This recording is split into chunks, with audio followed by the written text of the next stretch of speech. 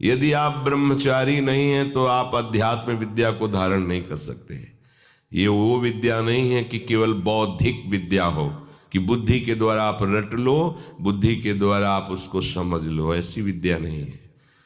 इसमें आपके एक एक आचरण, एक एक इंद्रिय जब शास्त्र सम्मत चलेगी तब आप अध्यात्म विद्या को जान पाएंगे। और अध्यात्म विद्या को जान गए तो ये स्वाभाविक सब आपके अधीन हो जाएंगे।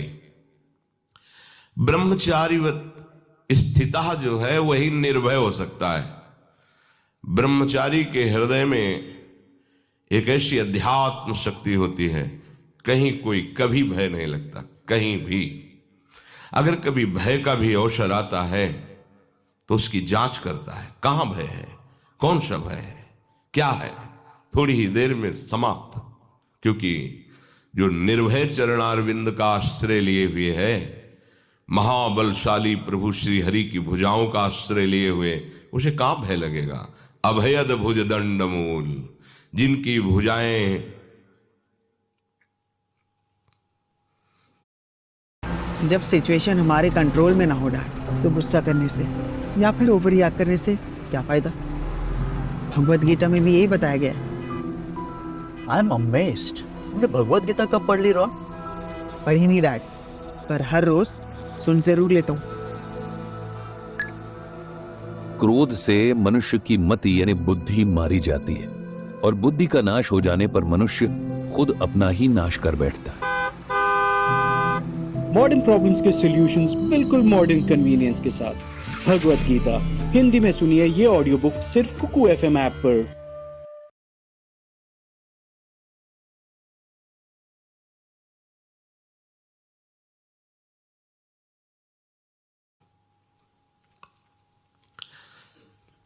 शरणागत को अभय प्रदान करने के लिए फड़कती रहती है। अजान बाहु अमित बलशाली प्रभु श्री कृष्ण अपने भक्तों की रक्षा के लिए हर समय उनकी भुजाएं फड़कती रहती है, जो उनके चरणों का आश्रित होता है। शरणागत अभय विरद पतित पावन बाने, व्यास से अति अधम आतुर को न समाने। स्वामी के गोरे चरणारविंद का अद्भुत प्रभाव, अद्भुत शक्तियां अपने शरणागत की रक्षा करती रहती हैं। राधा किशोरी के ही अंश से जितनी महाशक्तियां हैं, कामाख्या, दुर्गा, अंबा, चामुंडा, ये महान महान शक्तियां सब लाडली जी के एक अंश से प्रकट हुई हैं। स्वामी जी के गोरे चरणारविंद में अनंत शक्तियां वास करती हैं, जिन चरणों को स्वयं महाबलशाली प्रभु श्री कृष्ण दैन्य होकर दुलार करते हैं।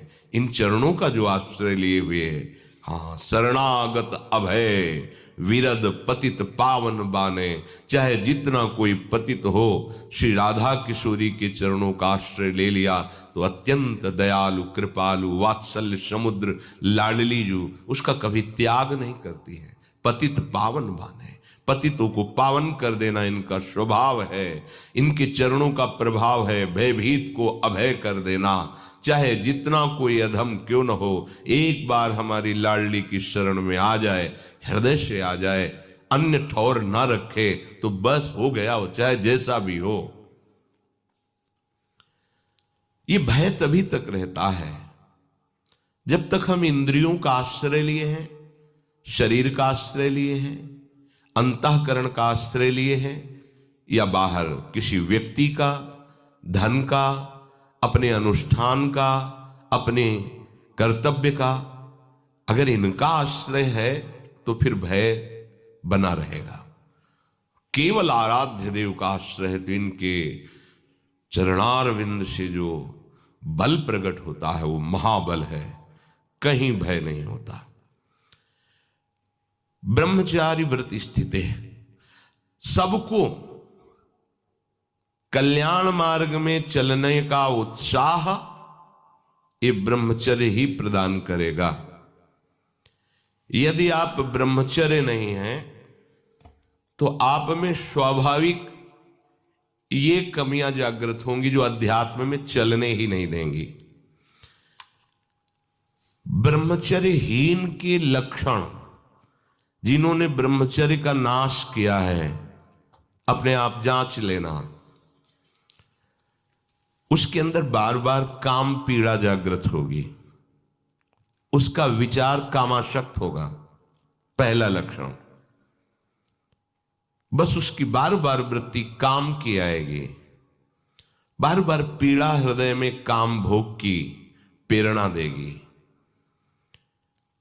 वो इतना असमर्थ होने लगता है कि आंख मिला के बात करने की भी हिम्मत नहीं रह जाती उसमें। हर समय उसके अंदर एक हीनता सी छा जाती है। वो बहुत चालाकी से अपने को छुपाना चाहता है, झूठ बोलता है, थोड़ी ऐंठन भी दिखाना चाहता है कि मैं कुछ हूं, पर अंदर से खोखला हो जाता है। ये दुर्गुण उसके अंदर जागृत होते हैं जो ब्रह्मचर्य का नाश करता है।